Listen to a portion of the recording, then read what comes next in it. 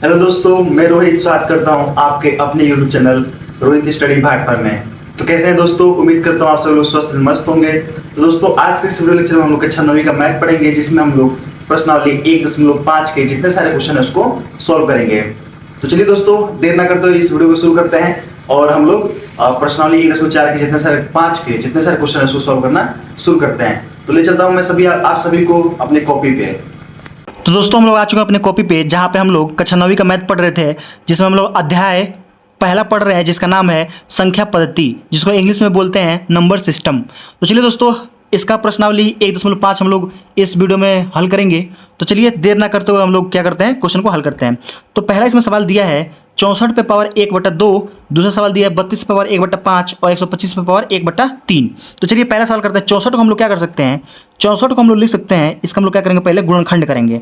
गुणनखंड करने के लिए हम लोग जानते हैं, बचपन से पढ़ते हुए आ रहे हैं, गुणनखंड करना नहीं जानते होंगे तो एलसीएम तो निकालना जानते ही हैं। तो ऐसे तरीके से हम लोग निकालते थे लसा मसा। तो इसी प्रकार से 64 का जब गुणनखंड करेंगे तो 2 से काटेंगे, 2 3 6 और 2 दूनी 4। फिर 2 से काटेंगे तो 2 एकम 2, 2 6 12। फिर 2 से भाग करेंगे, 2 8 16। 2 से करेंगे तो 2 चौको 8। फिर 2 से करेंगे तो 2 और फिर 2 से करेंगे तो 1। यानी कि हम लोग लिख सकते हैं, हम लोग क्या लिख सकते हैं, तो हम लिख सकते हैं 1 2 3 4 5 6, 6 है, 3 2 यहाँ पे लिख लो और 3 3 2 यहाँ पे लिख लो, मतलब 3 2 यहाँ पे लिख लो। तो यहाँ पे हम लिख सकते हैं 3 तरीक 2 दिन 4 4 दूनी 8, यानी कि हम लोग लिख सकते हैं 8 का स्क्वायर। लिख सकते हैं कि नहीं? जब हम 8 का स्क्वायर लिखेंगे तो क्या हो जाएगा, 8 का स्क्वायर करेंगे तो 8 ही टाइम 64, 8 ही टाइम 64, 64 को हम लोग लिख सकते हैं 8 पे पावर 2। लिख सकते हैं कि नहीं लिख सकते हैं? और पहले से पावर दिया है 1/2, ठीक है। इस 2 से ये 2 कट जाएगा तो क्या बचेगा हमारा 8। पावर 1 है तो कोई मतलब है नहीं, तो यही हमारा क्या हो जाएगा, आंसर हो जाएगा। आई होप आपको दोस्तों समझ में आ रहा होगा। इसी प्रकार से जब हम लोग 32 को करेंगे, 32 को, तो जब हम 32 का गुणनखंड करेंगे तो मैं यहाँ पे कर देता हूँ, यहीं पे कर देता हूँ। जब हम लोग 32 का करेंगे तो ऐसा करेंगे, 2 एकम 2, हासिल 1 बचेगा, यहाँ जाएगा तो 6 12 हो जाएगा, 2 6 12। फिर 2 से कटेंगे, 2 8 16, ठीक है। फिर 2 से कटेंगे, 2 चौको 8 और फिर यहाँ 2 से करेंगे तो 2 3 4 और 2 एकम 2। तो 1 2 3 4 5, तो हम लोग लिख सकते हैं 2 पे पावर 5।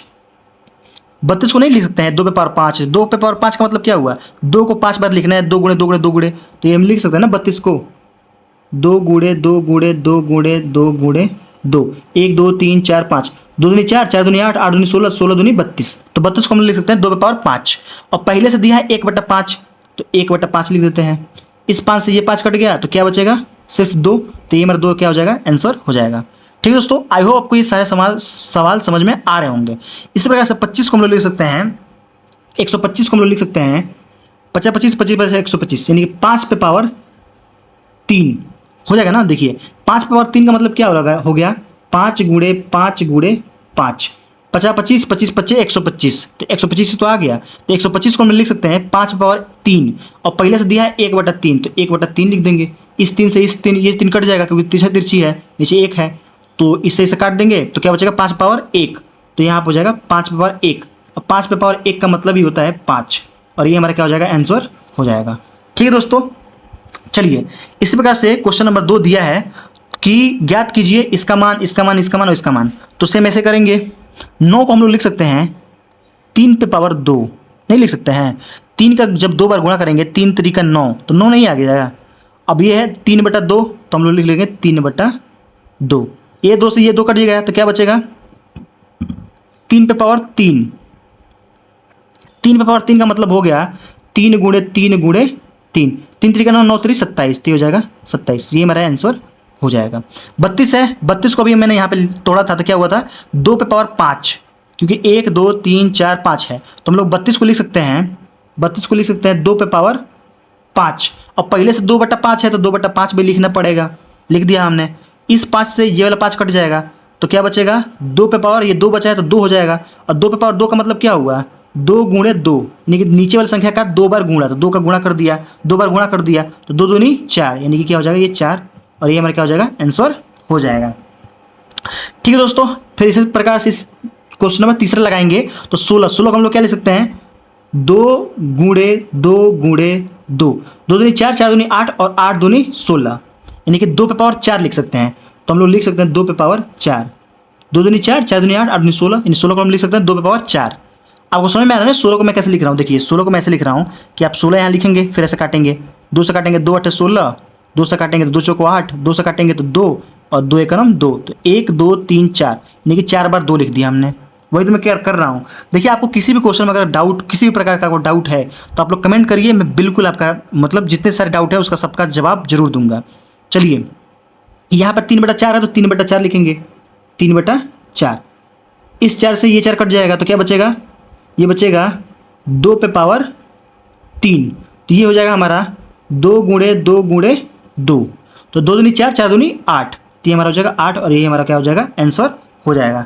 ठीक है दोस्तों, चलिए यहाँ पर दिया है 125, 125 और ये देखिए माइनस में दिया है, माइनस में दिया, जब इसको प्लस करना होगा, क्या करना होगा? प्लस करना होगा। चलिए माइनस को भी तो अभी रहने देते हैं। 125 को हम लिख सकते हैं 5 पे पावर 3, क्योंकि 5 का पावर 3, अभी यहाँ पे 125 को हमने लिखा था 5 पे पावर 3, क्यों? 50 25 25 50 125, 125 को लिख सकते हैं 5 पे पावर 3, तो मैंने लिख दिया 5 पे पावर 3 और पहले से दिया -1/3, इस 3 से ये 3 कट जाएगा तो क्या बचेगा? 5 पे पावर -1।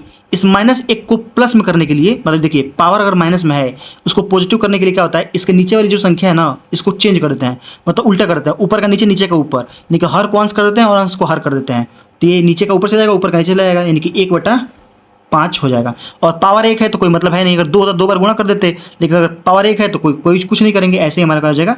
आंसर हो जाएगा। ठीक है दोस्तों, चलिए अब यहाँ पे देखिए क्वेश्चन नंबर तीसरा लगा देखते हैं। तो क्वेश्चन जो तीसरा लगाएंगे, सरल करना है इसमें, तो यहाँ पे मैं एक फॉर्मूला बता देता हूँ कि अगर a पे पावर n है गुणे a पे पावर m है तो क्या होता है हमारा? a पे पावर m प्लस n हो जाता है। ये अगर नीचे आधार जो सेम है, मतलब नीचे वाली संख्या जो है अगर बराबर है तो अगर गुणा कर रहे हैं तो जो घात है वो आपस में जुड़ जाता है, अगर भाग है तो घात आपस में क्या होता है? माइनस हो जाता है, यानी कि a माइनस a पे पावर n भागे a पे पावर m है, तो ये हो जाएगा a पे power m minus n, n minus m करिए या m माइनस n करिए, कोई दिक्कत की बात नहीं है। तो चलिए वहीं यहाँ पे यहाँ करते हैं, यहाँ पे भी 2 है, यहाँ पे भी 2 है और दोनों गुणा में या कुछ नहीं तो गुणा है, गुणा में तो क्या करेंगे? ये दोनों आपस में क्या होगा? जुड़ जाएगा, तो 2 पे पावर क्या हो जाएगा? 2/3 और प्लस 1/5, जब इसको जोड़ेंगे तो 2 तो नीचे रहेगा ही रहेगा, इन दोनों का करेंगे तो 5 में 3 का गुणा करेंगे तो 15, मतलब भिन्न का जोड़ कर लेंगे, इन दोनों गुणा कर लेंगे तो 15 बट्टा इसका इसमें गुणा करेंगे तो 5 दूनी 10 और प्लस इसका 3 में 1 का गुणा करेंगे तो 3, 13/15 हो जाएगा, यानी कि 2 पे पावर हो जाएगा 13/15 और ये हमारा क्या हो जाएगा? आंसर हो जाएगा।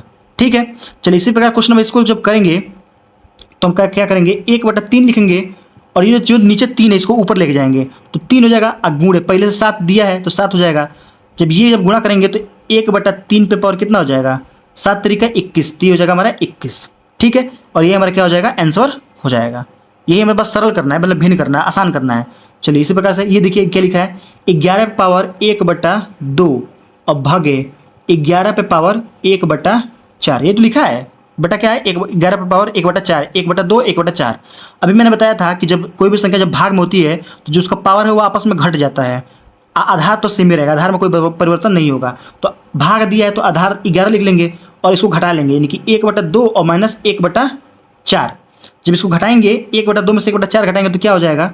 11 पे पावर, इन दोनों का लसा निकालेंगे तो 2 मतलब 4 2 से भाग करेंगे तो 2 और 2 का 1 में गुणा करेंगे तो 2 माइनस 4 से करेंगे तो 1 और इसमें से घटाएंगे तो 1।